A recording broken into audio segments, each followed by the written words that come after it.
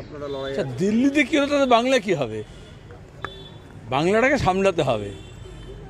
এখন বিজেপি ওখানে দিল্লিতে যে রাজনীতি করেছে, গত 1-1.5 মাস ধরে যে প্রচারটা করেছে তোমরা জানো, তার আগেই যখন ইন্ডিয়া এগেনস্ট কারাপশনের নাম করে আন্না হাজারের নেতৃত্বে যারা বসেছিল সে তো সব বিজেপির টিম, তারই তো অংশ ছিল আমাদের ওই যে কী বলে আইপিএস অফিসার ছিলেন, তারপর হচ্ছে তোমার গিয়ে এক্স আর্মিম্যান ছিলেন, তার সঙ্গে আইআইটিয়ান অরবিন্দ কেজরিওয়াল ছিল, তার সঙ্গে ওই কুমার বিশ্বাস ছিল।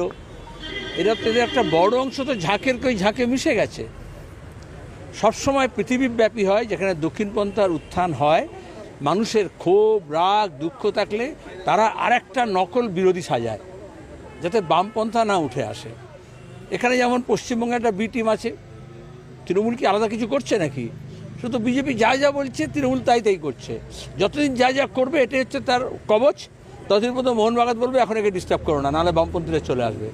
দিল্লিতে যেহেতু বামপন্থীদের ভয় ছিল না, সুতরাং ওরা যখন মনে করেছে যে এইবার অরবিন্দ কেজরিওয়ালকে সরিয়ে আমরা চলে আসতে পারি, এগুলো হচ্ছে স্টেজ ম্যানেজড।